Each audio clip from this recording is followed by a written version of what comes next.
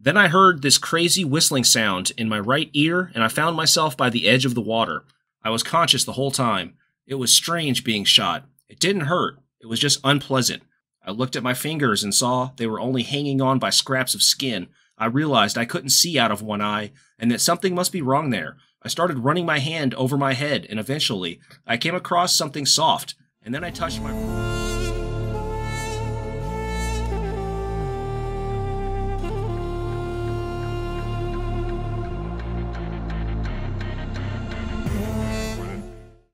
Like, I know Miami, the city of Miami, came out with their own coin at one point in time. Yeah, basically, like, it was just fundraising things that everyone was doing, often just private individuals.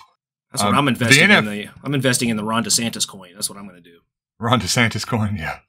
But yeah, like the NFTs, that's something, I don't know, just kind of, that was the biggest flash in the pan. Like, I started hearing about it a little bit for like a 3 or 4 day period. And then it was like there was this dude that was on Rogan that was just batshit out of his mind. And he was just happy as hell because he just made like $20 million selling this stupid art. And then like a week after that, everyone's saying like NFTs have just completely collapsed. They're absolutely worthless. Like there was some of those at the Bored Ape Yacht Club, the real big ones that these celebrities were pushing on like Jimmy Fallon and shit like that. And they'd sold for like $800,000 2 weeks ago, and then they sold for like $500 like yesterday or something. Like it was just it was literally like that much of a difference. This is like definitive, like irrefutable proof that rich people are just fucking idiots. Like there's no meritocracy here, guys. They're spending their money on fucking apes and shit. Yeah. Well, are they though? Because they're spending, I think that they know for the most. I think Jimmy Fallon invested in one because... Oh, somebody gave it to him as advertisement, to advertise. Okay. Oh, is that what it was? It was it was an advertising deal. I think that they know, and they just put this shit out there on their show to get everyone else to think that they're worth something so that the market... It's completely a scam, and I think that most of the celebrities and people pushing this shit know that it's a fucking scam. And they're just trying to pull the wool over people's eyes long enough to where they can, pump and dump, I guess. It's probably really like the, 70-year-old grandmas on Social Security that are trying to invest for their grandson's college education getting ripped off, probably. Yeah, mostly. At the end of the day. I don't know. I've had South Park on the mind recently, and there was a South Park episode. It wasn't about NFTs, but it was about that, like these different groups of basically scammers that take advantage of old people and just scam them out of all their money. And I think Stan at the end, he just keeps telling this one guy, just go kill yourself. Just right now, just kill yourself. Just, you serve no purpose in life. You're a detriment to society. Just kill yourself. How about a 13-karat Panza Topanzanite ring? This is, we got a caller already on this one. Hello, sir, you must be a fan of Panzo Topanzanite. Yeah, hi. You should kill yourself. What's that? I said you should kill yourself. What you do is sort of unjustifiable, and you know it's unjustifiable, and you don't care. You're the definition of evil. I remember a news story like that. Some underage kid killed himself, and his girlfriend had convinced him to do it. Oh yeah, no. My girlfriend, she's all about these different murder shows, and we watched that when it was a pretty sad story.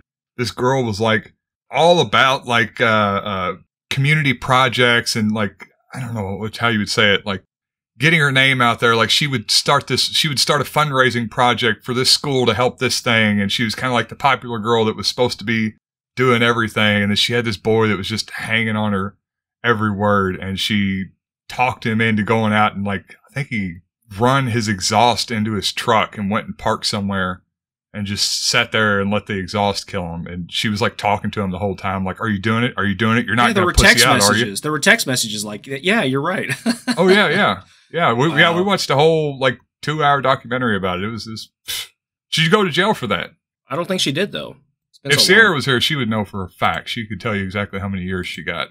But anyway, so what do you see impending apocalypse? Do you think that the I'm not going to answer that right now. Let's get through the show, and then maybe we'll answer at the end.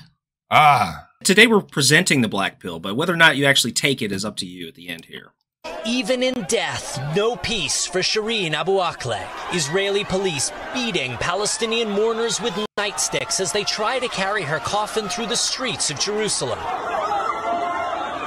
For one heart-stopping moment, it looks like the coffin will fall. Israeli police say they were responding to rock throwing. Police drone video does show one man throwing a bottle at officers, but doesn't explain why they started hitting the pallbearers carrying the coffin. Now, this may seem a little grotesque and unreasonable, but we haven't heard the police's side of the story here. So I'm going to quote from the Times of Israel about this. This, of course, is the funeral for an Al Jazeera journalist shot by IDF snipers the other day.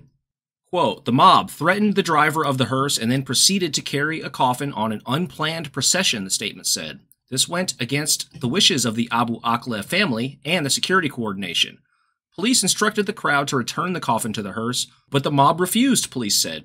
Police intervened to disperse the mob and prevent them from taking the coffin, so that the funeral could proceed as planned in accordance with the wishes of the family. The statement said, however, in an interview with BBC on Friday, Abu Akleh's brother Tony appeared to deny the Israel police version of events, saying that the family and mourners hoped to hold a small procession, but were bombarded by officers as they left the hospital. So essentially, the IDF is claiming that they were attacking a group of ruffians who had stolen the coffin. Ah. See? The old unplanned procession violation. You gotta really crack down on those. You start letting one unplanned procession happen, people carrying around a coffin, and it'll just be happening everywhere. Do these Palestinian terrorists have no morals? I mean, honestly, stealing coffins? Stealing coffins, not respecting the sanctity of a procession permit. It's just unreal. I mean, throwing bottles at sworn officers of the peace. I mean, geez. Yeah. What did those people ever do except for kill the person that they're carrying in the coffin? They're lucky that the Israelis are letting them survive at all. I mean, they should really be grateful. Yeah, they really should. Yeah, it's crazy. That whole story is, I don't know, it seems like every so often there's a story that kind of hits the news, and there's like a little bit of an awakening in the U.S. about how fucked things are in Israel. It goes away, and then everybody kind of forgets until the next time. But like this is one of those times. Like, I don't know, I've heard about this story quite a bit. Not necessarily the procession, but the actual killing of the journalist, and everybody's outraged, and then then it'll go away for a year or two until something else happens. But I guess this is like happening all the time over there. It's just we know about it because this woman was American, I believe, right? She was a Palestinian American. Yeah. So whatever that's worth. The other story this week happened yesterday. An 18-year-old in Buffalo, New York. A racially motivated crime. He put out a manifesto, Anders Breivik style. He also live streamed the killings on Twitch. Did he get a lot of gift subs being given out? I don't know. I don't think so. Any super chats? Is that Twitch super chat? I don't know. That's YouTube, man. Oh, okay. Fucking boomer. Yeah. Here's from his manifesto. Before I begin, I will say that I was not born racist, nor grew up to be a racist. I simply became racist after I learned the truth. I started browsing 4chan in May 2020 after extreme boredom. This was during the pandemic. The white race is dying out. The blacks are disproportionately killing whites. That the average black takes $700,000 from taxpayers in their lifetime. And that the Jews and the elite were behind this. So standard white replacement theory nonsense. Yeah, he was radicalized on 4chan, the free speech platform that Elon Musk is turning Twitter into. So this opens up all the questions about free speech again, obviously, which we probably won't get into today because we don't have time. But yeah, this is 18-year-old kid, shot like 12 people, he shot 13, I think, killing 10. 11 of those he shot were blacks. Jesus. He had the N-word written on the barrel of his AR assault rifle. And yeah, I'm all for free speech, and I think we can preserve it, but maybe we should put some rules about how old you can be before you get on 4chan. Like maybe we put like kiddie internet. That's what I would like to see. Like you don't get access to the full internet until you're like 20, 21, maybe 25. Not even the full internet, like the Google full internet. I don't even think you got to be like 30 before you get access to the full internet. You know, old enough to know how to use it. You should be old enough to run for governor. I think that's fair. Yeah. Before you even hear the word Tor or, any of these different 4chan forums, stay away from that crap. First, you have to watch American History X, and then you can get on 4chan. Reasonable. I don't have a whole lot to say about it. I don't know. I wonder how long. The New York Times piece on Tucker Carlson was a pretty big deal. I think the possibility exists for some sort of lawsuit against him regarding this, given all the evidence the New York Times has put together about his white replacement theory bullshit. I guess they'd have to prove that he watched Tucker for that lawsuit to be relevant here, though. It sounds like he was radicalized on these websites, some of which we'll talk about here in a minute when we get into Anders Breivik, who was also browsing the same sort of websites. Yeah, I don't know. They tried to do this with Bill O'Reilly back in the day. There was somebody that bombed an abortion clinic, and this was kind of Bill O'Reilly's hobby horse for a couple years. And he was talking about this, or it was there was a certain doctor that would perform late term abortions. It was Dr. Tiller. Bill O'Reilly would run all these segments where he'd call him like Tiller, the baby killer. And and then one of his fans went out and killed this guy, and they come back to Bill, and it was like, I think in the guy's manifesto, he talked about, hearing this stuff on Bill O'Reilly, yada, yada. And they tried to bring they tried to, tide goes in, tide comes in, tide goes out. You can't explain that. They tried to get him with some legal liability, and I don't think it really went anywhere. These fucking psycho conservatives, man. They've got Exxon Valdez financing fucking Fox News propaganda hit pieces on abortion clinics, and somehow that's protected under the independent media. Like, give me a break. I'm on board with Nina Jankowicz. Let's put her in charge of all this shit. I'm tired of it, dude. Gunning down fucking a dozen people in a black grocery store. He's an upper middle class fucking wasp. He's a rich kid. He's a rich white kid. I mean, isn't that who it always is, though? It's somebody that hasn't had to deal with any hardship in their life. They're going to get convinced somewhere or another that they're dealing with hardship, and apparently Tony, it was on... Is this your way of trying to prove Joe Rogan right again? You're always doing this, man. Slightly, maybe. These are the weak men. That's what the problem is. We're living in weak times. We need strong men. So let's move on. This is a long piece here on Anders Breivik. I finished his biography by, I'm going to mispronounce these fucking Nordic names, dude. Åsne Seierstad. Åsne. She's a journalist for Newsweek. She did a couple pieces on Breivik at the time, and then she wrote this biography of him. Very good. Easy to read, too. Not too difficult. She has a lot of good information in there that you're not going to find anywhere else. There's very detailed descriptions of the victims' last moments, too, because there were survivors. This is a very dark topic, but it is topical. It's eerily similar to this gentleman who just shot up the fucking Tops gas station in Buffalo. The only difference is Breivik was a lot more successful, unfortunately. It looks like one of my nephews. That is my nephew. Shout out to Peyton. I feel like there must have been, like, pictures of him not looking evil, but they just picked the most evil-looking picture of him as a kid. They always do that. I know. They always do that. They have to other the villain in all these stories. It can't just be that he was mentally disabled. Yeah, you can't give information. You have to craft a narrative. And part of that narrative is getting the correct visuals. Well, when you're telling people the news, you have to make sure to turn a profit. So this is a young Breivik. We're going to start off with a little bit of background on his childhood. His parental situation, I think, is relevant. He was the son of Jens Breivik, who was a Norwegian diplomat. He worked in the Norwegian embassy in France. His mother, Wench, had issues, man. She had some issues. She did live with Jens for a time, and they wound up splitting up. She always suffered from depression, and she was very depressed after having Anders. This is his mother, Wench. Wench Bering had a troubled childhood, unsurprisingly. When she was 8, her father died. Her mother developed polio and became increasingly verbally abusive in her childhood. She had a half-brother who would beat the shit out of her. She had to hide from him, and she would wander around the streets, like pissing on herself and stuff. She tells about it. This is a quote from the book. The book, by the way, is One of Us, the story of Anders Breivik and the Massacre in Norway by Åsne Seierstad. Not sure if I'm pronouncing that right, but So here's a quote from the book about Wench, Anders Breivik's mother. Wench would lie in bed at night, twisting her head from side to side to shut out the sounds of the house. The worst of these were the thuds of her mother moved about. She used 2 stools to drag herself across the floor. She raised them one by one, leaning her body on them in turn as she went, bringing each of them down on the floorboards with a thump. Wench lay there, hoping her mother would one day come to love her, but her mother merely became ever more demanding and dependent, her brother ever more brutal. Her mother began to complain of hearing voices in her head, and when a man moved in, Wench's mother accused her daughter of trying to steal him. So she left her home at 17 years old. Yeah, this is like the kind of information that it always comes out whenever a case like this happens, and I really don't know how relevant it is. It's certainly salacious, and it crafts the narrative of his upbringing, but I don't know.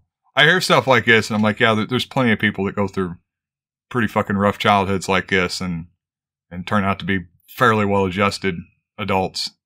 Well, I think it's a combination, you know, it's nature and nurture. It's a combination of your genetics, your epigenetics, which also involves your upbringing, how you're raised. It's a combination of factors all coming together. Sure. I would say that it definitely played a part, though, because you can tell some of the abusive situations that Wench was in when she was a child played out in Anders' life when he was a young fella as well. So, yeah, he kind of like manifested the same sorts of abuse that I guess was dealt to him, is what he was, or that she did. Yeah, it's like you hear stories of like people who are abused, and it turns out that the person who was abusing them was abused themselves the exact same way, you know, either physically or sexually or even verbally. You know, even when you're raised in an abusive environment, you still wind up repeating those patterns just because for whatever reason, the human brain is not, you know, able to overcome that indoctrination. I get it. I see myself acting out the way my fucking mother did when I was being raised, you know, in terms of just the verbal outbursts. Yeah. I was having a conversation with somebody the other day. We've got somebody that lives on the road. It's this woman that's just constantly angry and yelling at her kids and yelling at her husband. And I was like, I've known people like that they're just always yelling. And that's because their parents always screamed at them. And then now their kids are screaming at their kids. And it's just weird how these cycles get going and how they just perpetuate, and how, I guess, malleable we are to the traumas that are inflicted on us as children. And there's a very good chance it's going to be perpetuated, I guess. Yeah, definitely. Because I'll catch myself like doing the same shit that, you know, I should know better not to do, like fucking screaming at my daughter. Of course, now she's getting old enough. She just screams back at me. She's not really scared anymore. So, yeah. So Wench was investigated by the Child Welfare Services on multiple occasions for reports of abuse from neighbors, mostly. I would guess that these days she would be diagnosed as bipolar. That's what it seems like. She was obviously suffered from bouts of serious depression, and she also was a hard worker. Like she was a nurse. She worked her ass off. She was a single mother. She had 2 kids, and she was also successful. She lived in the better parts of town. She liked, you know, she was upper middle class. She had previously been with Jens, who was a Norwegian diplomat. She was used to a higher standard of living, and she worked her ass off. But she was also into the men. She liked the men coming around a lot. Neighbors would always report that there was men coming over odd hours of the night. They would also report that she would leave the kids alone for hours and hours at night sometimes. Just like Forrest Gump. You know, the guy comes over and he hears him up in the room. Never mind. Yeah. That's a deep cut. Yeah. The guy walks out and he goes, I never got that as a kid, man. When I first saw Forrest Gump, I probably was 11 years old or something. Yeah. It was one of them things, like, I didn't recognize it until watching it much later as an adult. Right. I'm like, oh, they were having sex with his mom. She applied to have both of her children fostered by the state. She told social services that she wanted them to, quote, go to the devil. She claimed Anders was clingy and demanding. She would sleep with him in the bed with her, like baby him, and then complain that he was too close to her or he was smothering her. It was a very weird relationship between these two. Here's a quote from the book. He would hit her and Elizabeth. If she told him off, he would merely smirk. If she shook him, he would just shout, "It doesn't hurt, it doesn't hurt." This is from a report by the social services. In adulthood, Anders would complain that Wench was, quote, standing too close to him. He would force her to walk behind him when they went to town because she was embarrassing him. Weird stuff, man. Well, yeah, she done banged all the shopkeepers, I'd be embarrassed too. Jeez, Mom, chill. No, it wasn't that. There was something weird about he didn't like her being too close to him. The same way that she responded when he would get close to her in childhood. There is weird sexual stuff here. There's accusations of like an incestuous relationship between the two. This came to light in this book and another book as well. Social services claim Winch was overly sexualizing Anders at a young age. At one point, a foster family who was watching Anders on the weekend, they provided some relief to her, but they didn't foster the children completely. So what they would do is they would have weekend parents for the kids to take some of the load off of Winch. One of these families said that Winch told them to let Anders touch his weekend dad's penis because he had only seen women's crotches and didn't know how the male body worked. Huh. I think Ron DeSantis would not be happy about this. This would be grooming, right? Definitely not. That's exactly what that sounds like. Jesus. How old was he at that time? 8 or 9, I think. Jesus. I hadn't seen any women's crotches at that age. Lucky bastard. Definitely. Ugh. Yikes. As an adult, he never had any really serious relationships with women, aside from one specific case where he tried to get a bride from Eastern Europe. It didn't really work out. It never does. All of his friends assumed he was gay, both for his lack of relationships with women, and also he took great care in his appearance. He always groomed himself. He tried to wear like really nice clothes, and he would actually, in fact, wear makeup when he went out in public. He also had 3 plastic surgeries in adulthood. There are no reports of sexual relationships with men or women from this guy. It definitely seems like an odd cat. And a fucked up childhood, man. I've already mentioned this, but there is speculation that there was some sort of sexual abuse going on. Well, I was kind of initially thinking about, I guess, the more libertine attitudes towards sexuality in like the Germanic and Nordic culture. Sure. Maybe just seeming a little odd to us, but yeah, when you get to the incestuous stuff, that kind of, I think, takes it out of the realm of just different cultures and, yeah, not understanding. I think it's more to it than that. Asna doesn't really go into too much detail in the book about specific allegations, but there are numerous reports from neighbors and stuff about him being overly sexualized, however you want to interpret that. Like I said, the book doesn't go into that much detail about those claims, but there are more details out there about that. But the one that she mentioned was just the weekend dad penis thing, which seemed really strange, especially in light of the other accusations. So let's talk a little bit about the politics in Norway at the time. As anybody who's watching this show probably knows, Norway has been basically run by the Social Democrats since like the 70s. So this is Gro Harlem Brundtland, the figure who is she was the first female Prime Minister of Norway. She's a Social Democrat, leader of the Labour Party. She is sort of a very popular figure in the left Social Democrat circles in that area. Very famous. She was also one of the primary targets of Anders in his attack. Looks like a Margaret Thatcher cosplayer. She's in the vein of Margaret Thatcher, but her much, much better politics, obviously. There's just a short clip of her. 87. Okay. She's strong. She's been pushing all her life and joined the Labour Party at 7.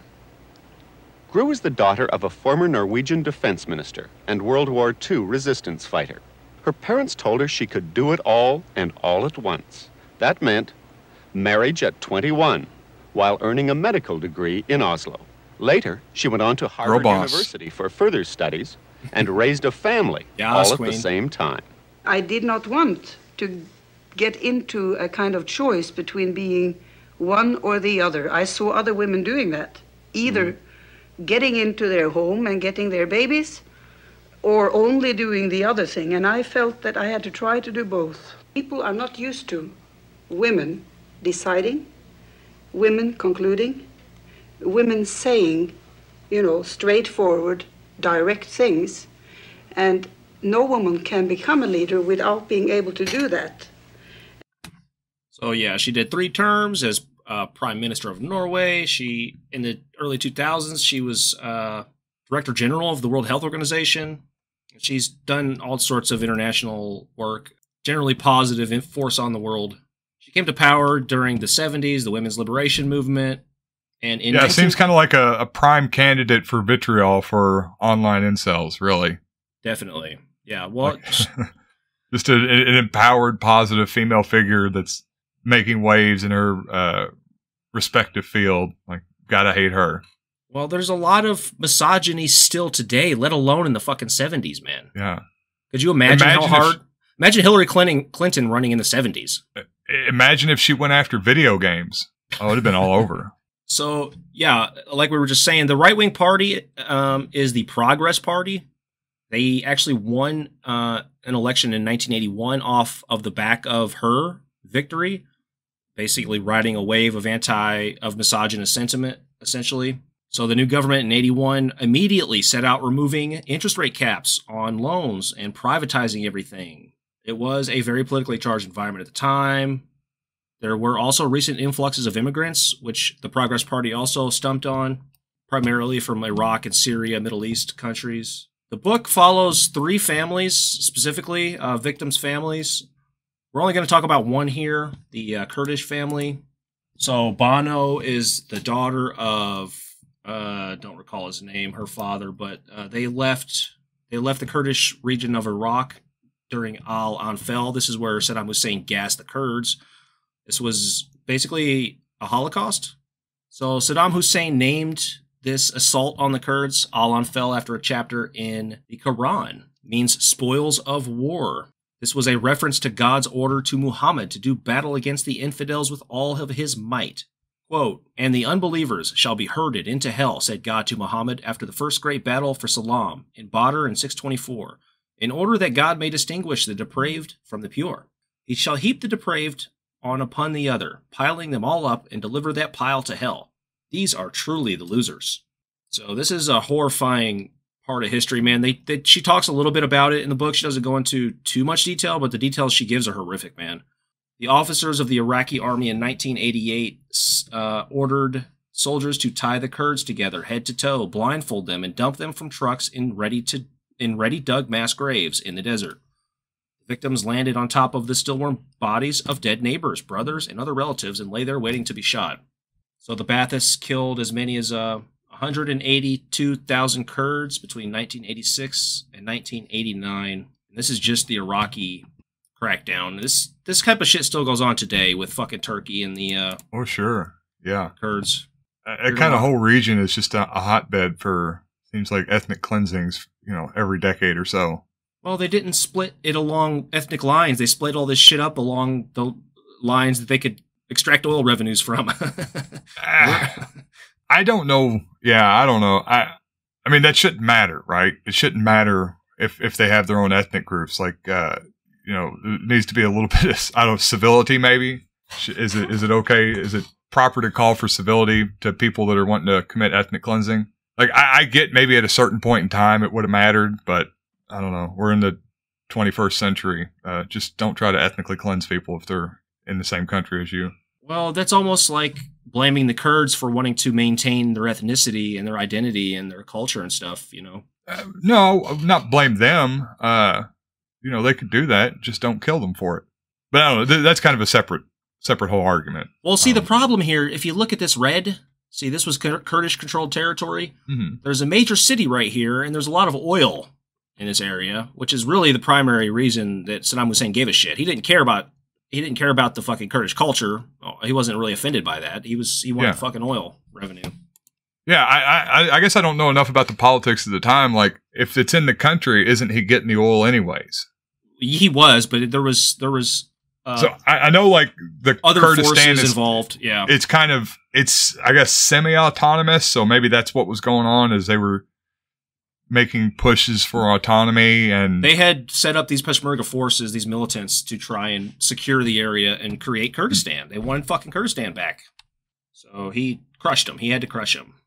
With United States help, obviously. We were funding Saddam Hussein during this period. Should be pointed out. Sometimes you got to crush somebody, let them know what's up. I don't know. What can you do? Just listen, when the fucking police are trying to arrest you, you don't resist. All right?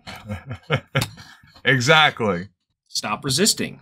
Just stop resisting. Just stop resisting the Ba'athist regime wanting to come in and expropriate all the natural resources. I've been telling the Palestinians this for decades. They just don't fucking listen, man. Just stop resisting. Me and Dershowitz have been trying to tell them. Jesus, listen to the guy. So Anders' first foray into breaking the law was tagging. This was a popular thing in Europe at the time, I guess, in particular Norway. I know it happened here, but I don't know. It seemed really dumb to me. I never got involved in any of this stuff. It seems, so I was reading that part, and I was like, oh, this is so incredibly mild. You put spray paint where somebody didn't want it. What a rebel. I mean, it's sort of an anarchist action, but it's like the most weakest form of protest. Like, it's one step above the chalk in front of the fucking Supreme Court Justice's house. Be a man. Go steal flags after 9/11. That's what I would tell you, young Anders. Shit. Hell yeah. That's a suicide mission. Jesus Christ. Around here, buddy. Yeah. It could have been. Somebody would come out and see us, or somebody, not us. Somebody desecrating all over their freedom rag. So Anders Breivik has this one-track mind. He goes hard into one fucking thing, which is good. It's a good trait to have if you're involved in something productive and valuable to society. His whole goal with the tagging was to become like part of this gang that he never got invited into. He was always an outcast in every one of his endeavors in his life. He was always rejected, including this cool kids gang. So initially, when tagging started in the 80s, the Norwegian public sort of was on board with it. They thought it was cool. It's like an art form that they could be proud of internationally. There were several pieces displayed in the country's largest newspaper. But of course, the Progress Party comes in, poo-poos it. They sort of stumped up votes on the rapscallions and the criminal gangs. Got to. Doing this Clean these streets horrible up. vandalism. So Norway began a crackdown. They made spray paint harder to acquire, and people like Anders, taggers, would go to Denmark to get the spray paint much cheaper, because I guess what Norway did was put a tax on it, essentially, so that people were crossing the border to get fucking bunch of spray paint. Yeah, it's exactly what the Democrats are doing here with guns, right? Trying to impede my God-given freedom to spray paint stuff by taking taxes for Chuck Schumer. David Cho does a bunch of graffiti art, and it's amazing. Seems difficult. Like, I don't know. Like, airbrushing is hard enough, but this is airbrushing with like shittier equipment, basically. Oh yeah, no, it really is. There's a little bit up in Louisville that I've seen here and there, and occasionally you see a really good piece, and I don't know, it's pretty wild. That looks like some really good stuff there. After the second time Anders Breivik was arrested for importing spray paint cans, like he was buying like hundreds of them, dude, because he worked a part-time job. He had money a little bit. So he would take all his money and go get all these spray paint cans. He got busted twice. The second time his dad disowned him. Jens Breivik. Typical story. Important illicit spray paint. They used to not sell. There was a time when they did not sell spray paint out here in Meade County. Like when I was in high school, you could not go buy spray paint. Huh? Well, no, they would sell it. They wouldn't sell it to kids. Yeah, I had something I wanted to spray paint one time, and I was like 17. I went in. They're like, oh, we can't sell it to you. Why? I always assumed it's because we were huffing it. But then I was like, well, we could just huff gas. I mean, there's no reason to huff spray paint. Yeah. I can't ban that. But apparently kids like using the spray paint for some, Yeah. You can't stop us from huffing stuff, adults. What are you thinking? You have to ban everything. Don't you know we can huff everything? I put my dick up on her toe, yo-ho, yo-ho. There's a dude at Amp Guard that sang that. I've remembered it ever since. Knee, quit fucking with me. Thigh, you're way too high. Twat, that's just the spot. And then you go mouth, and you go... I don't think I would ever hang out with somebody who was singing that. You did. I was just thinking, have I ever done any graffiti? And I don't think I have. Have you ever done any graffiti in your life? Like school or anything? Like permanent marker? I mean, what? Maybe I did some doodling on a desk with a marker. I'm sure I've done that, but certainly, like, it wasn't a thing. I probably did it a couple times, just randomly. But there was always people who would like use a knife to like carve shit into the bathroom or whatever. And with this TikTok these days, these kids are fucking tearing up the school bathrooms, dude. Like, they're destroying the bathrooms as part of a TikTok prank. Like, they'll rip the urinals off the wall, break the doors and shit. Like, our school here shut down the bathroom for like weeks. Really? Like, it's still shut down, yeah. Because the kids keep destroying it. And it's elementary school. Jesus. Yeah, it's like a nationwide thing. I tried to explain to my kids, I'm like, look, the bathrooms at school are everybody's. This is a public institution. Don't be destroying it, you fucking psychos.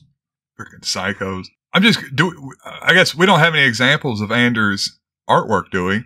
No, we don't. There's not a lot of, stuff recorded from the 80s, like photograph-wise or... Failed artist. That never went bad. All right. I have a quote here from the book about the graffiti. The police hunt changed the character of the graffiti scene. Guts started to matter more than talent. There was more daubing, less art.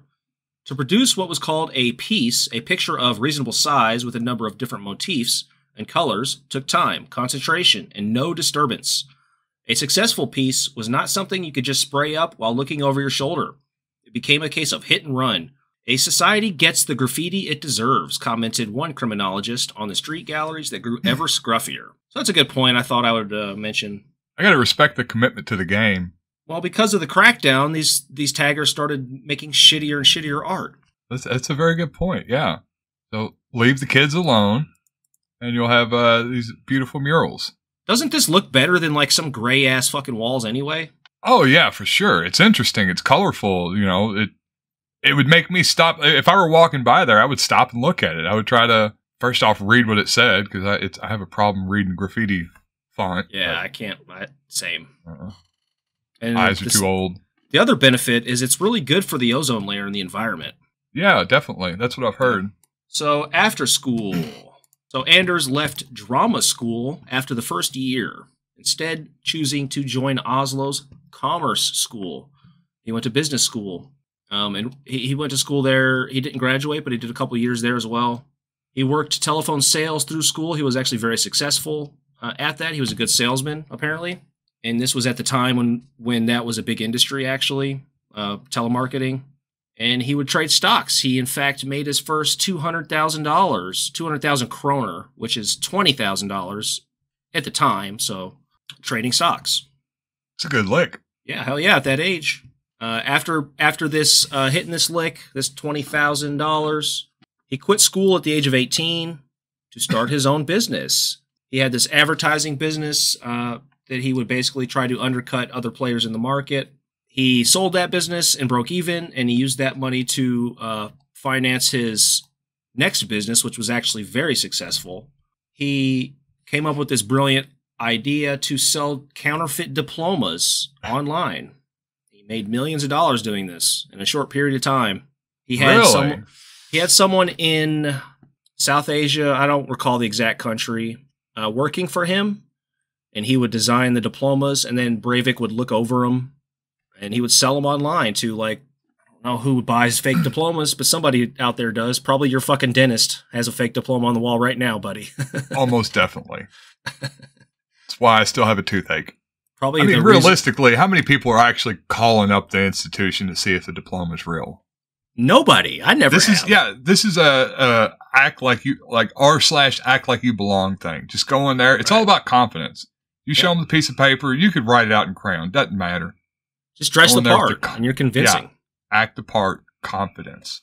Yeah, he eventually did get out of this business because he was getting a lot of heat from the media and from Norway. Did a couple investigations. The United States was complaining because they're a bunch of fucking crybabies about him hustling all the fake diplomas over there.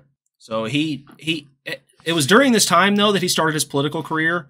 He joined the Progress Party, and he was unhappy with his lack of immediate ascension to the top, basically. He wanted to be the representative on the National Assembly, and he didn't make it right away within the first 6 months. So he gave up. I feel that, buddy. I'm kind of the same way about things. Look, I'm joining this group, and I'm going to be the supreme leader, or I'm going to take all my toys and go home. Right. That was basically it, man. It's not that he gave up, but he feels like they betrayed him, and that's what he said at the time too. Yeah, they were probably all under him. He was obviously the superior, and he was upset that nobody else recognized that he was superior to them. Be upset too. This sort of narcissism is like every politician. The problem with you guys is that you don't recognize how badass I am. So he lost some money at this time in the stock market. The stock market tanked through a recession. The money he'd made from the fake diplomas, he still had half of that money, though. So he had, like, I think it was $1 million left, basically. That's the money that he would finance his next venture with.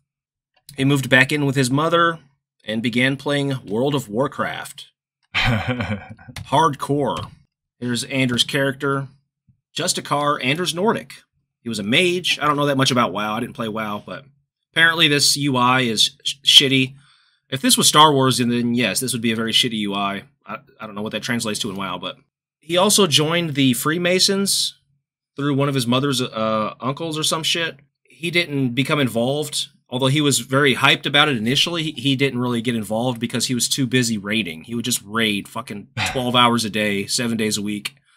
He was trying to be like one of the top he eventually did join the top server, but he didn't immediately get invited to the top guild on the server to raid, so he got upset.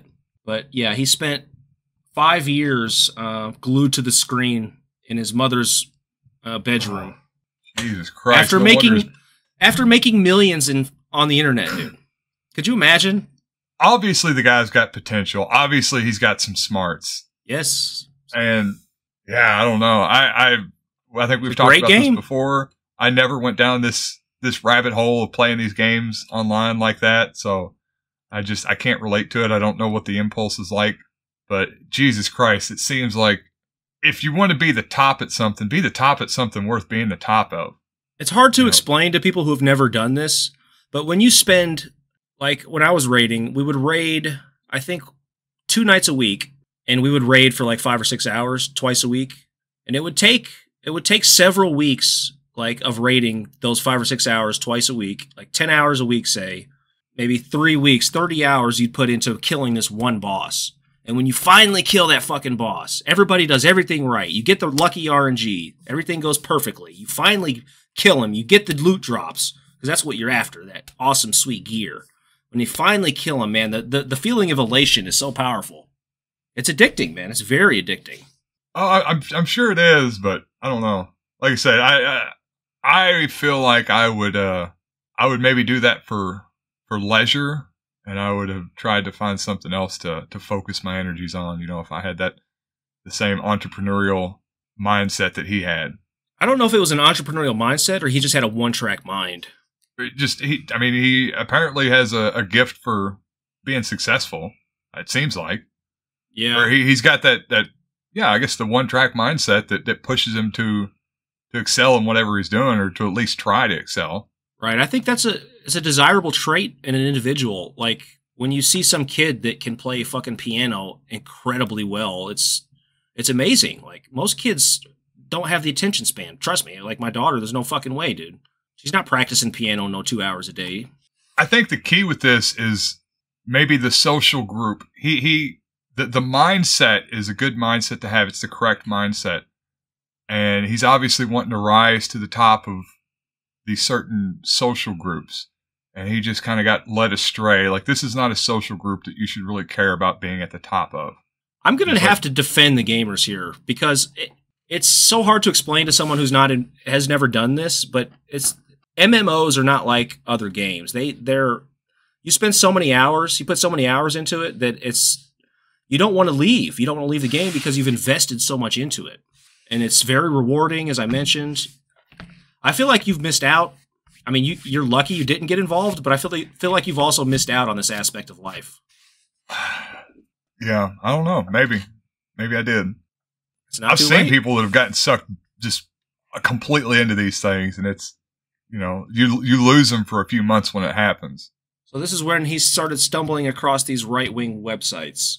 He got into the whole internet, the early days of the internet. He was involved with the forum community a little bit back then, but he sort of went along the right-wing path, unfortunately. Here is a quote from the book. He is speaking to his friends one day. The Muslims will take power in Europe because they have so many bloody children. They pretend to be subordinating themselves, but they'll soon be in the majority. Look at the statistics. The Labour Party has ruined our country. It's feminized the state and made it into a matriarchy. And more than anything, it's made it a place where it's impossible to get rich. Any of that sound familiar? Sounds like Jordan Peterson. Sounds like Tucker Carlson. Tucker Carlson? The feminization. Yeah, that's what really, I don't know. It's basically the same narrative that's kind of across the whole right-wing echo chamber, right? Like you hear these same themes just kind of repeated wherever you go, you know, whether it be maybe not so much by the actual, I guess you'd call them pundits, the presenters, but certainly like if you ever talk to the people that listen to Ben, like this is what you would hear if you talked to somebody that was a fan of Ben Shapiro or Tim Pool or Tucker Carlson or whomever. It's just all the same crap. This is what they're worried about. Well, apparently this is the same bullshit talking points for the last fucking 40 years. Because this was... Hey, when you got a winner, stick with it. Talking about the white replacement, the damn feminization. That's what gets me. That and the cultural Marxism. Anders Breivik always liked to talk about all this cultural Marxism. I thought this was a newer talking point, but apparently not. Apparently this has been going on at least since the 90s in Norway. Yeah, I don't think I'd heard cultural Marxism. Well, probably not until right around Jordan Peterson come out. Yeah, me either. I wonder if Jordan Peterson got this from Anders Breivik. That would be quite a lineage of thought. One can only hope. So yeah, he had half the $2 million. So basically, had $1 million to go down the rabbit hole. He purchased a farm in Valstua. This is about an hour north of Oslo. This is this is the actual farmhouse. Pretty countryside. Oh yeah, he started off with the Gates of Vienna website, and then he went on to Jihad Watch and finally Stormfront. So yeah, this is the Valstua farmhouse. This is where he prepared for the attack. His neighbors came and visited a few times. They were wondering why the fields were fallow, because he had told them he was going to do tuber farming, I believe it was tuber farming. Mm-hmm. But his fields went fallow. He was growing heather and Timothy wild, and he kept getting these offers to help him with his farm, this young, inexperienced farmer who had just moved in, and he would always turn him away. He's just inside, pale, covered in Mountain Dew and sweat. Oh, he was all jacked up on roids, too. He was juicing big time during this period. Oh, was he? Of his life. Yeah. All jacked up on steroids and Mountain Dew. Nowhere to go. I don't recall Mountain Dew, but... It's definitely Mountain Dew. I know his type. They all drink Mountain Dew. I think it was ECA stack, which is ephedrine, caffeine, aspirin, and then a bunch of roids. Jesus. So at nighttime, he was boiling sulfuric acid down because the smoke would be a dead giveaway if he did that through the day. And apparently he was trying to produce anhydrous sulfuric acid for this bomb. I don't know how you build bombs, but I guess that's part of the process.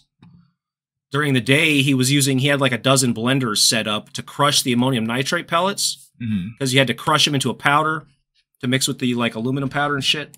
And it took him a long ass time to do all this, and it was a pretty grueling process. It details in the book. It's very interesting. Yeah, like tons of ammonium nitrate, dude. The bomb he was building was like 8 times bigger than the Oklahoma City bomber. Really? Oklahoma City was 500 to 1,000 pounds of ammonium nitrate, I want to say, something like that.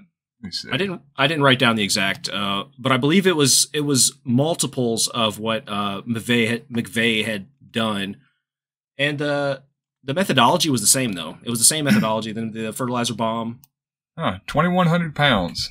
Yeah, it's crazy how easy access you have to people. I guess everyone has to one of the most potent bomb-making materials in existence outside of the military grade stuff.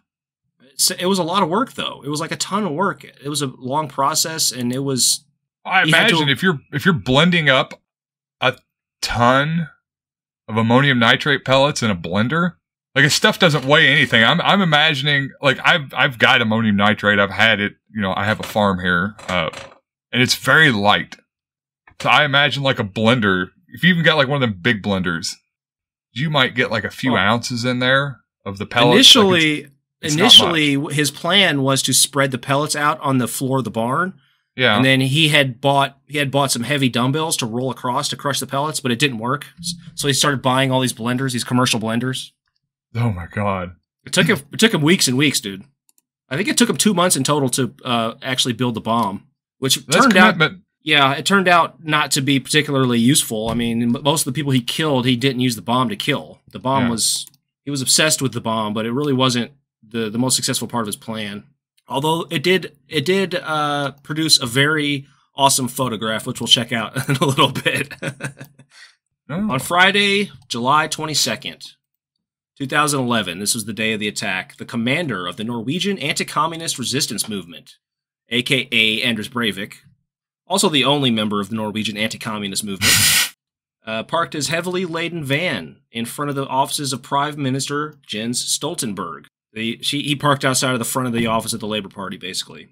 A few minutes later, the bomb detonated with an enormous pressure wave, killing 8 people and injuring 209. There wasn't a whole lot of people in the area at the time, so this is the initial aftermath of the bomb.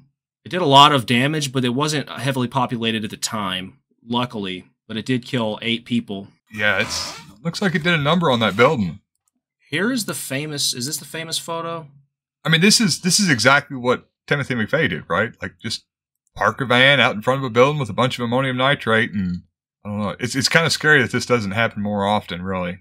There's got to be a better way to build a bomb. It seems like a lot of work and a big ass, like, he overloaded this van. He's lucky he didn't break the axles on the van. This thing weighed fucking tons. You don't have, I don't know why he was crushing it. You don't have to crush it. Maybe it makes it a little bit more reactive.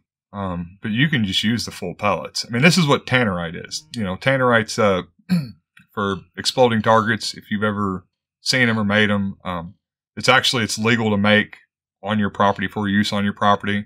You can buy kits of the stuff, and you don't have to crush anything up. You just add the aluminum powder to the pellets, and it'll. Just from experience with chemical reactions, you typically want to pulverize to a powder any sort of reagents that you're going to use for. I'm surprised that would work with the full pellets.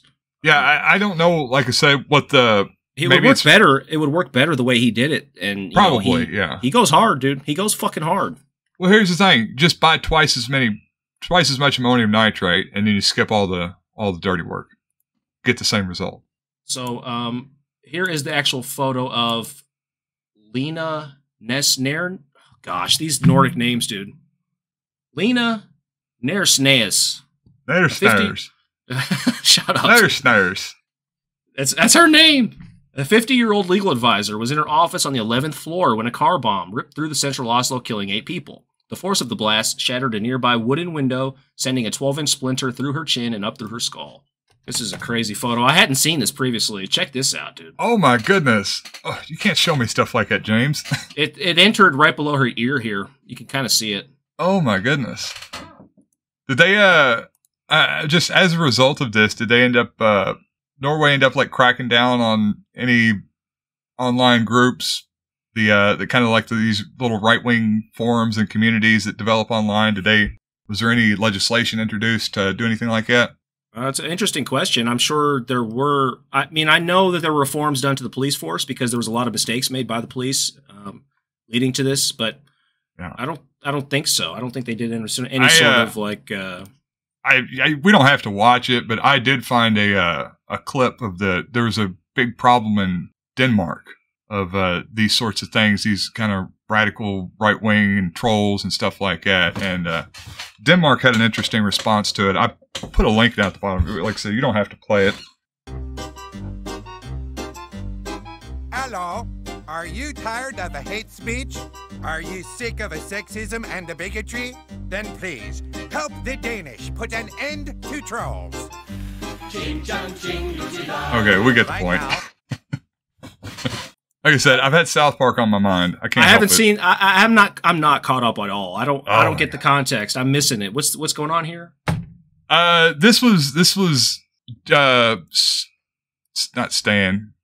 Kyle's dad joined this group of online trolls where they were just like right-wing haters and just shitting on everybody.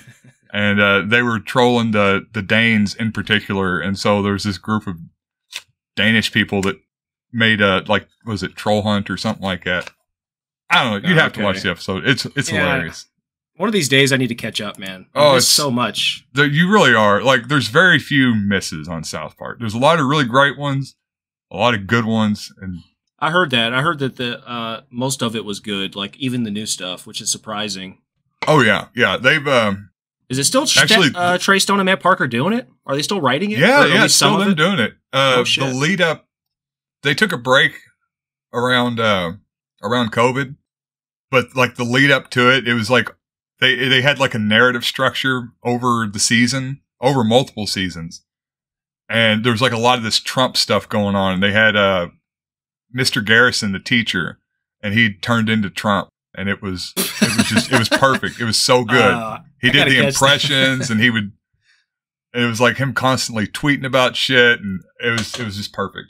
Trump is a boss, dude. He's calling everybody pussies. And has anybody ever done it as good as Trump? Like the whole thing, the politics side of it. And I'm not talking about policy now, but he's just a boss, dude. He really is. The fucking, the evangelical Christians voted for him. And he was on tape as like talking about grabbing women by the pussy. Like all this stuff, dude. All the rape allegations. I was reading something the other day about him coming out in support of Roe versus Wade being overturned. And I was just thinking, like, I know he's paid for abortions. There's no way he has not paid for abortions. Oh, yeah. Multiple abortions. I guarantee he was out there. He was banging playmates. And Godspeed, brother. I respect that.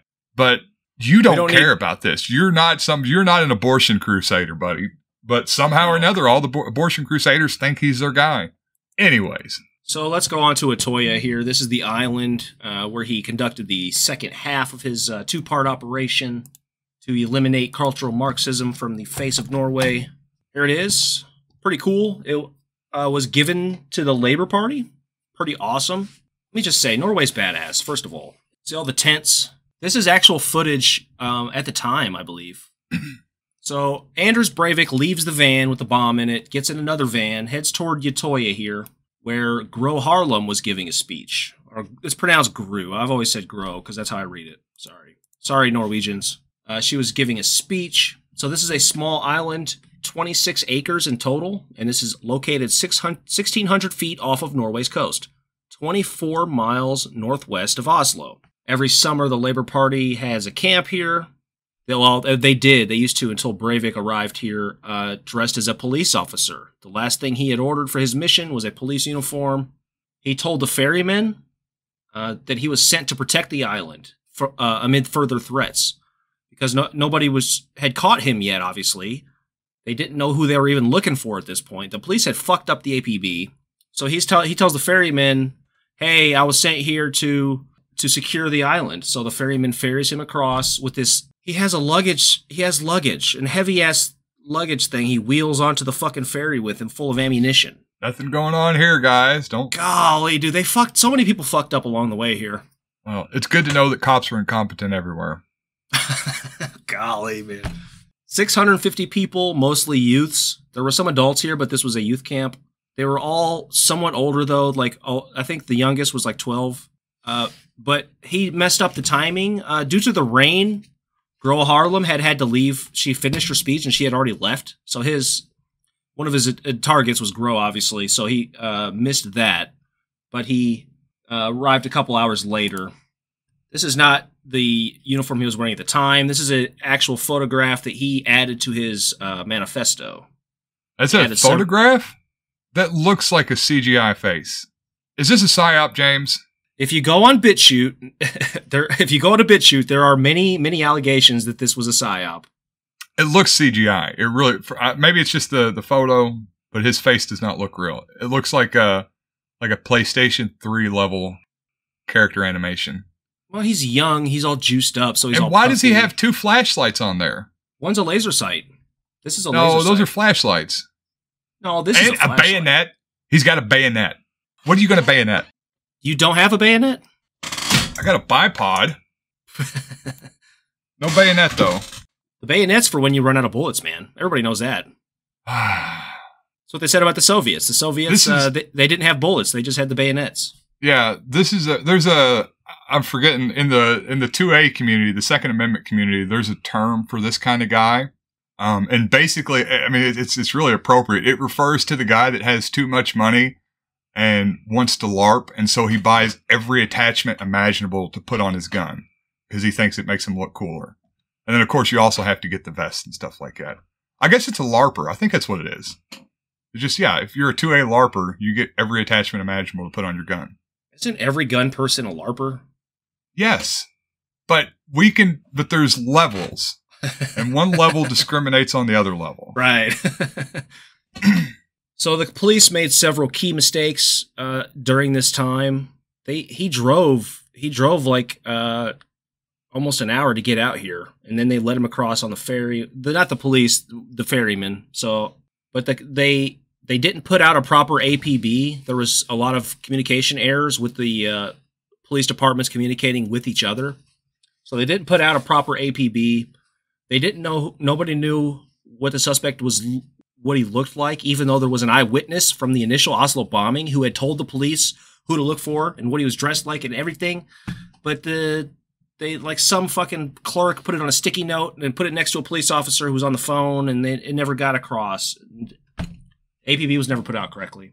There was also a mistake by the police as far as crossing. They were supposed to cross at the initial ferry location, but somehow some officer at some point made the decision to move the location of the crossing to some other place. The police refused several offers for boats to help them get across to the island during the shooting. They refused those because they had their own boat, this fucking blow-up boat. They had to blow up, and then they got it halfway out there. The boat was overloaded, and the boat was sinking, and somebody had to come rescue the fucking police. Oh my god, it was a total shit show, dude. Meanwhile, they can hear the fucking gunfire from the island. They can hear the shooting going on while they're out there in their little dinghy. Fucking dipshits, dude. So he had roughly an hour to hunt down all the cultural Marxists. Jesus. Here's a quote from the book about this time period. This is a group on the Lover's Path that were gunned down here. There were 11 of them. They all did what the one boy said. If he had said run, perhaps they would have run, but he said lie down. They lay close together, their heads turned towards the forest and the dark trunks of the trees, legs against the fence. Some of them huddled up against each other. A couple were lying in a heap. 2 girls, best friends, were holding hands. Then they heard footsteps approaching. From here, he looked calmly down at them and asked, "Where the hell is he?" Nobody answered. Nobody moved. The man on the rise started from the right. The first shot entered the head of the boy lying at the end. Then he aimed at the back of her head. Her wavy chestnut brown hair was wet and shiny in the rain. The shot went right through her head and into her brain. He fired again. The boy with his arm around her was hit. The bullet went through the back of his head. A girl near the end of the row caught sight of his muddy black boots. She was holding hands with her best friend. Their faces were turned to each other. A bullet seared through the crown, the skull, and the frontal lobe of her childhood friend's head. The girl's body jerked. The twitchings ran into her hand. Her grip slackened. From somewhere came a weak moaning. There were faint groans and a few gurgling sounds, then only a little squeak or two. Before long, there was silence. So what basically happened on this island, this tiny island with 650 kids on it, he was dressed as the police, and oftentimes what he would do was say, "I'm here to save you guys from the shooter," and then the kids would run toward him, and he would just fucking gun them down, dude. This group here of 11 on Lover's Path, they were playing dead, essentially, and that's when he says, "Where the hell is he?" They're asking him. He's asking them if they have basically, where's the killer is? Because they all know there's a killer on the loose at this point. And they try to play dead. He shoots them all in the head, kills them. Jesus. One of these kids, these 11 do survive. Yeah, it's a horrifying story, dude. And this is seriously, it's out of a horror movie. Like, I don't know. It's insane. Yeah, and this is, gotta say it for American culture. People here know what to do when there's an active shooter, at the very least. You know, over there, they don't have any clue of what you're supposed to do. They don't know you gotta run, hide in a tree. Practice makes perfect, and we got it down pat here in the US of A.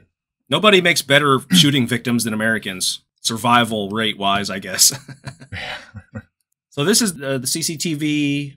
This is what he was dressed as, is basically full police gear here. He's got the body armor. He's got the police helmet. He has a police badge sewn into the arm of his uniform, but it doesn't say police. It says like cultural Marxist hunter or something like that. Oh my God. He made all these uniforms and shit. So yeah, he played this game where he would sometimes he would try to shoot the kids in the head as a game, and they would, they would try to dodge him. Usually he would just shoot center mass though, and then when they're on the ground, he would finish them off with a couple shots to the head. He made sure to kill them. In total, he murdered 69 people on the island of Utoya. Nice. In 1 hour. It took police so long to arrive that he had tried actually multiple times to call the authorities and turn himself in because he had, I guess, killed enough people. So he immediately surrenders to authorities when the cops do show up. He was questioned multiple times, obviously. So he claimed after he was in custody, he told the police that there were impending attacks by other individuals involved in his terrorist organization, other cells, sleeper cells, under his command. And he used this as leverage to negotiate terms with the police for all these amenities. Because, you know, Norway police and all. Norway police. Norway penal system. I'm going to have to try that next time. Get caught for a DUI. There are other drunk drivers on the road waiting for my signal. Yeah. They're drunk as hell just waiting. They're drunk as hell just waiting. If I don't make the call, they start driving. Right. I'm going to need 2 lunches and 2 suppers every day for the duration of the time I'm in here. Double trays across the board. Double trays and $20 canteen a week, at least. 1 honey bun per week. Unlimited envelopes. He negotiated 3 cells in jail/prison. And he maintained he was able to keep most of these amenities for basically 3 years until all the court proceedings were finished. And then once he became custody of the actual prison system, they took most of his shit away. But while he was in custody of the police, he did have access to a lot of these amenities. So he had 3 cells, 1 for exercise, and he had like a treadmill and some like other gym equipment in there. They wouldn't let him have weights though, which is what he really wanted. So he was complaining about not having the weights. One of the cells was for work. They gave him a PC with no internet access, so he could write his manifesto stuff. He admitted to guilt, so the trial itself was very bizarre.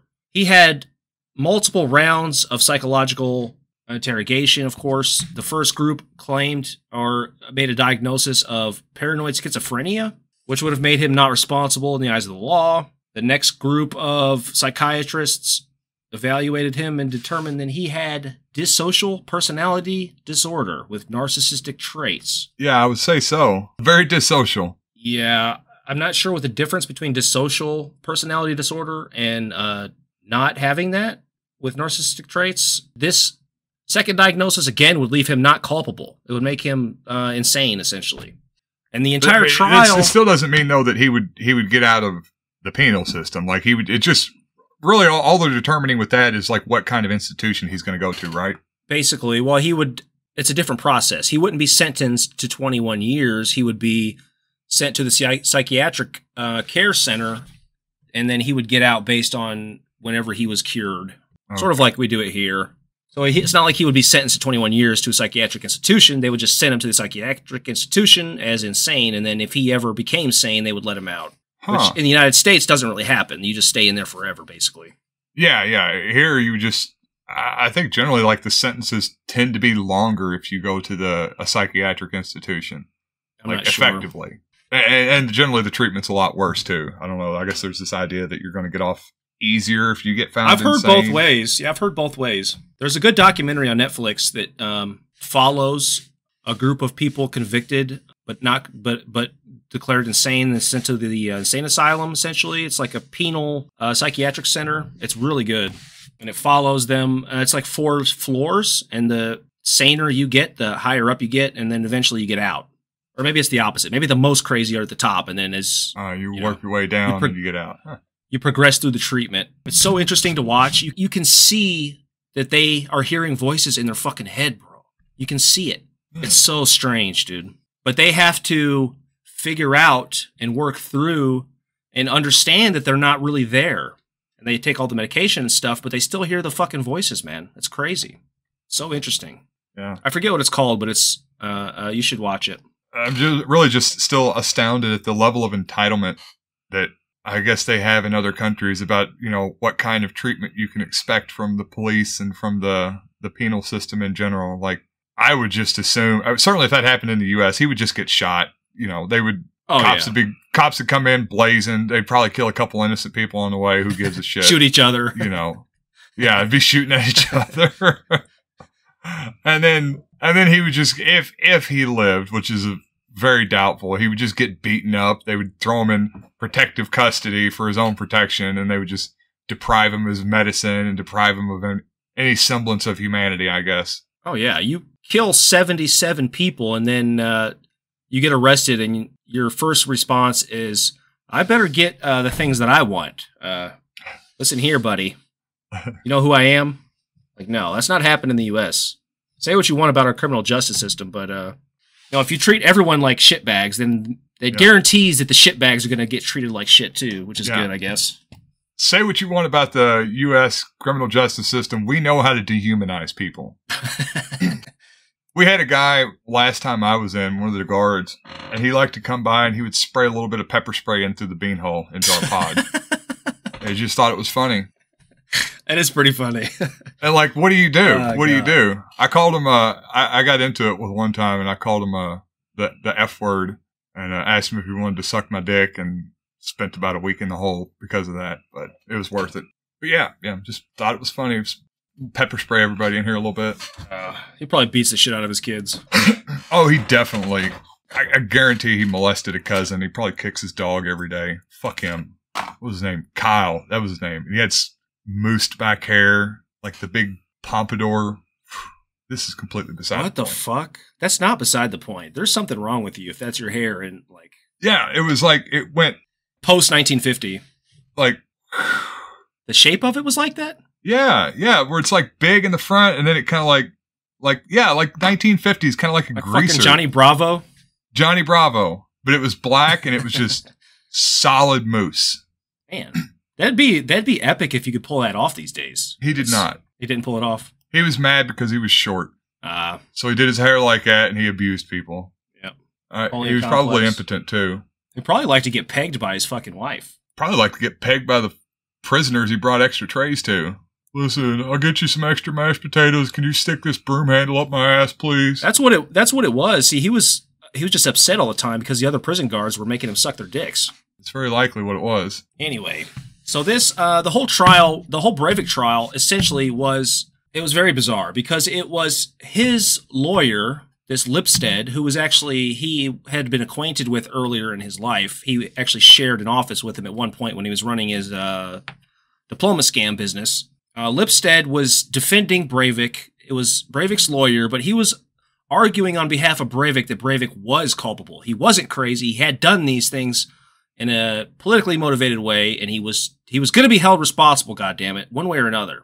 And the prosecutor, the entire trial, was trying to convince the jury that he was insane and should not be held liable.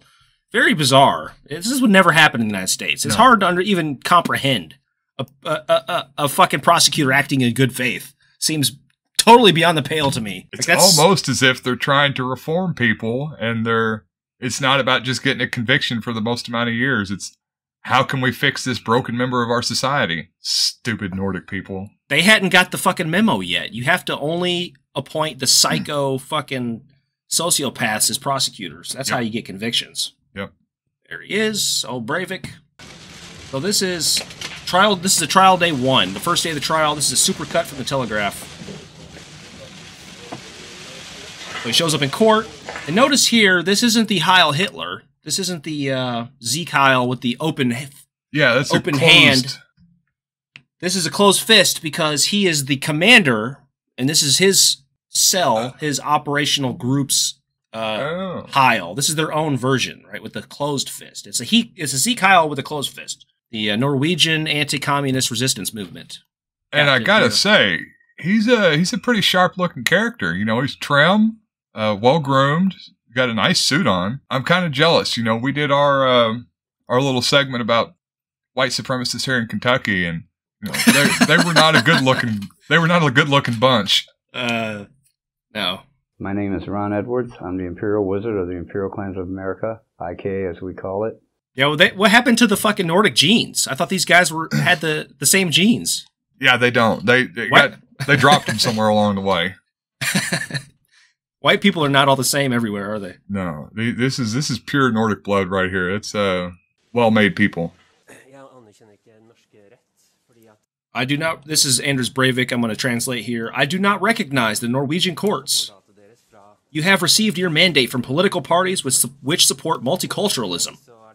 Furthermore, it is known that you are a personal friend of Han Harlem, the sister of former PM and Labour Party leader Gro Harlem Brundtland. So the judge was the sister of Gro.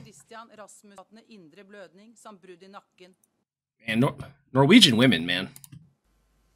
Ja, Breivik, da har du hørt statsadvokaten lese opp tiltalen mot deg, og du har hatt tid på forhånd til å sette deg grundig inn I denne. Og da spør jeg deg, erklærer du deg helt... You've heard the charges, do you plead guilty?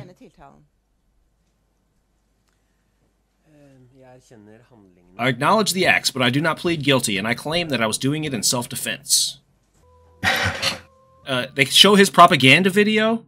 We can look through it real quick at the end, but this Rise of cultural Marxism, Islamic colonization. Yeah, this is... He made this movie in Windows Movie Maker and released it via email to like thousands of people, along with his written manifesto, which was a book. But he mostly plagiarized his book from like other bloggers, essentially. but he made this movie here. It's a slideshow. They show it in court. And this is him crying to his own video in court. It's beautiful. Not to the deaths of the 77 fucking kids that he gunned down, but to the dumb propaganda video with the Nordic music behind it. Well, it was probably pretty moving. Well, I'll let you be the judge, because we'll take a look at it a little bit. Okay. On the other hand, and this is also very important. So interesting. Very bizarre, though. Just weird to have the defense lawyer, like... I'm not sure, but it's just from reading the book and my interpretation of it, it seems like that he would have had it a lot easier if he had just played crazy, man. But he tried to convince all these psychologists that he was completely sane. This was a politically motivated thing. And he thinks that the movement is going to pick up steam, which maybe he's right, we'll see. And then he'll be let out of prison, sort of like, what was the South African guy? Mandela. Yeah, and he'll be the president of the new white race country society thing that he's building.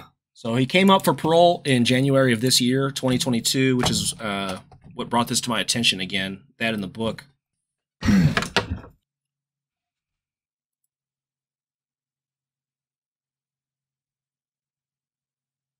had to slide into that seat low because I'm not wearing any pants. I have done that on this show. I'm wearing pants today, though. So yeah, this is January 2022, his parole hearing, because the highest possible sentence in Norway is 21 years, and you are eligible for parole in 10 years in Norway. Now, after his 21 years, they can give him an additional 5 years if they deem him still a threat to society, and they can continue that for the rest of his life, essentially. So we'll see what happens, but this is his parole hearing in 2022. He's changed to the actual Nazi salute here. He's definitely lost a lot of weight in prison. Holy shit. Once again, I said it earlier on, I'll say it now. You got to respect the commitment. He's sticking with it. What, he's been in prison 10 years, and he's still throwing up the Nazi Heil Hitler, dude. That's, at a certain point, like, prison's getting a little old. Maybe I should try to get out of this. Yeah, no shit, dude. What do y'all want me to say? What do you want me to do? Everybody's so nice to him, too, in the courtroom.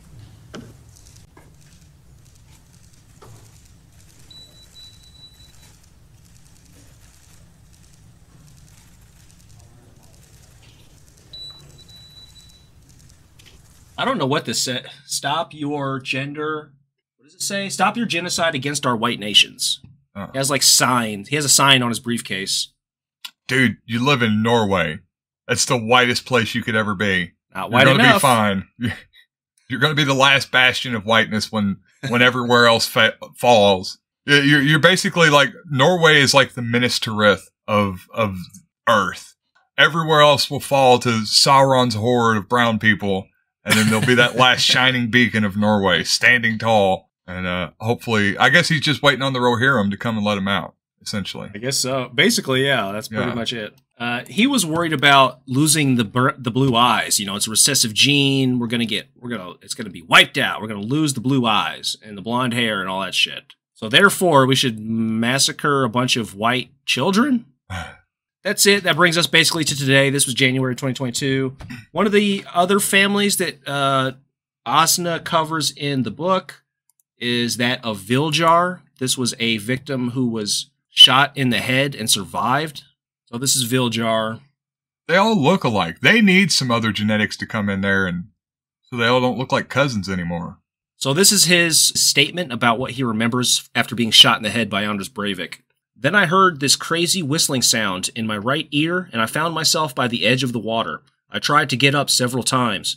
I was a bit sort of Bambi on the ice, you know, and I called out to my brother. But then I decided the best thing was to just lie down in the fetal position somewhere. I curled myself around a rock on the shoreline and stayed there. I was conscious the whole time. It was strange being shot. It didn't hurt. It was just unpleasant. A new kind of pain. I lay there and started trying to get my bearings. I looked at my fingers and saw they were only hanging on by scraps of skin. I realized I couldn't see out of one eye, and that something must be wrong there. I started running my hand over my head, and eventually, I came across something soft, and then I touched my brain. I was feeling my own brain. It was weird, so I took my hand away pretty quick. I remember Simon Sabo was laying there, but I didn't know then that he was dead. I remember I talked to him, said it would be all right, and we'd get through it together. So this is from his testimony in court. A lot of these kids testified in court. He was in a coma for, I don't remember exactly how long. He was in a coma forever. It fucked him up really bad. Yeah, it's pretty harrowing. He, when the police arrived, they had to like put his brain back in his head and then wrapped it up with a towel to get him to the. Oh my God! Yeah, crazy dude. So that's Viljar. Okay, so this is a building. This is one of the buildings where Anders Breivik went into to shoot a bunch of kids, and the kids were jumping out of the windows and shit. There was a few survivors, and another building like this, one of the adults was in, and they barricaded, and Breivik couldn't get in that building. And so all those kids survived, and then he just moved on and just kept hunting these kids down. In this particular building, 13 were killed. There was, in 2018, a movie released, at least one movie that I know of here, called Utoya. And this is based on a character that's not in the book, so I don't know their stories, but this is supposed to be good. It's 7.2 on IMDb, so I'm probably going to check this out as soon as I get a chance. As Kaja, so I don't know who that is. Yeah, Injured Girl. Let's check out Breivik's propaganda film that he released. See if it's worth crying over. Let's see, what kind of gun did he use? I think it was an AR-15. They said assault rifle. I didn't see exactly what model it was. I think it was an AR-15. He had a shotgun too, but I don't think he used the shotgun, and he had a pistol that he did use. Oh, no, okay. He had a Ruger Mini 14. Oh, okay. Well, that's an assault rifle, right? Yeah, essentially. It's a miniature version of the M14, which is the old... I don't think that's the gun he used, though, for that. That's what it's saying on the... Okay. I know he had the Mini 14, but... So it says Ampho car bomb, Ruger Mini 14, and a Glock 34 pistol. So that's the round right there. This is a 5.56, which is the same as a 223. And that's for a Mini 14? Yeah. It's the same. This is the same round that an AR-15... Well, AR-15s could be chambered in other rounds, but most AR-15s are chambered in 5.56, which is 223. And that's those are both military, basically, weapons, right? I mean, it's a semi-automatic rifle. Yeah, I guess it is. It's just kind of like an antiquated design, I guess. But it's the same round? Well, no, because the M14 was chambered in 7.62 by 51, which is essentially a 308. It's a much larger round. Like, that's what, when I go hunting for deer, that's the round that I use. This is so that would be like a large caliber round. This is kind of like a medium caliber round, I guess. It's really only good for killing varmints and humans.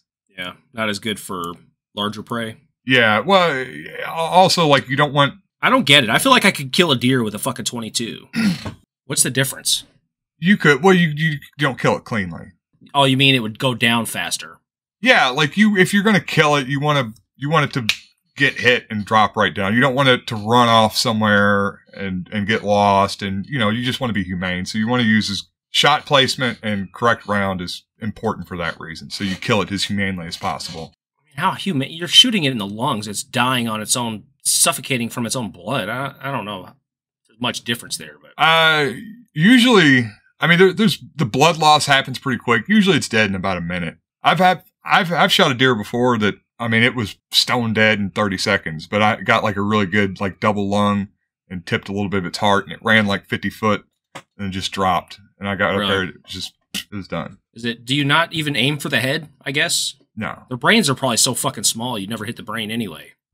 Yeah, and if you miss, like, if you're aiming lungs, which is really what like, the lungs are the biggest target that's going to be a kill shot. And if you miss usually around there, you're going to hit something else that's going to kill it. Whereas like if you shoot towards the head, it could go through like the face, the jaw, like all these places where it's not going to die. It's going to run off and it's just going to be really fucked up. Or, you know, you could hit it like somewhere in the neck. So like, you know, if you're shooting at the lungs, maybe you miss, you hit the liver or something like that. Like it's still going to bleed out and die in a few minutes, hopefully. Now, tell me if this is true or not, but I heard this from Joe Rogan. Only pussies use guns. Like real men use bow and arrow when they go hunting for deer. That is correct. Yes. Okay. I am a giant pussy.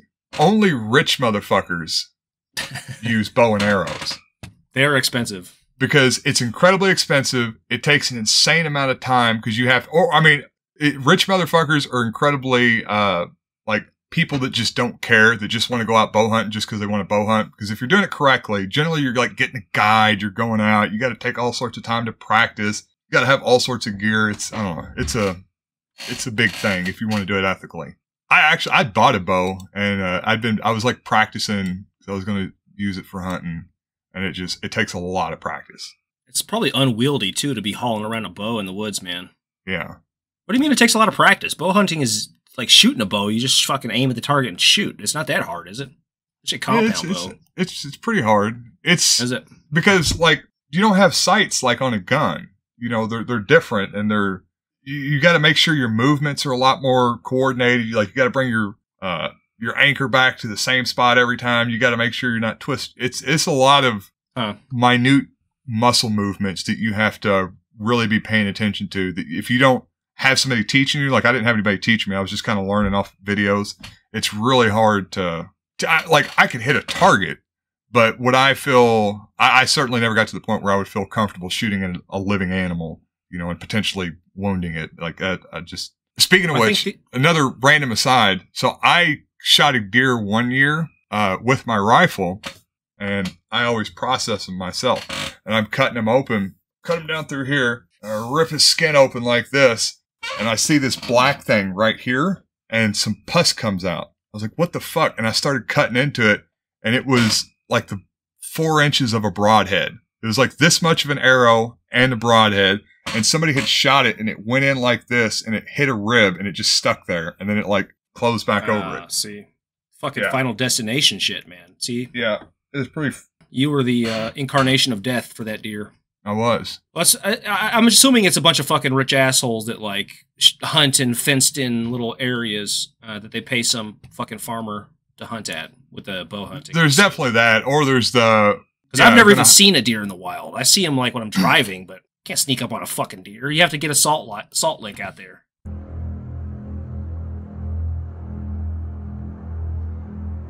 We're not going to watch. This is 12 minutes. We'll just skip through it, but... Okay. I'm digging the music.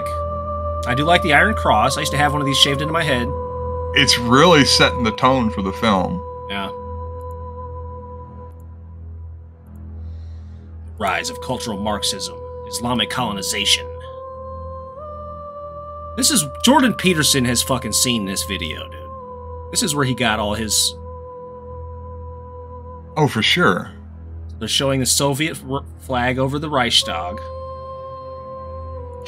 Soviet efforts to implement cultural Marxism in Western Europe began immediately after their World War II victory.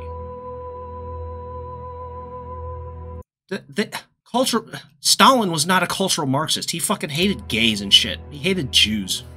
Killed Trotsky. I didn't see this. Look at this. That's great. He's got the Che Guevara shirt on. Before, it's like some fucking fat kid. Yeah. With blonde hair, and after, it's like... Got the Karl Marx haircut. Yeah, it's Karl Marx as a cartoon with a hammer and sickle and a Che Guevara shirt. That's great.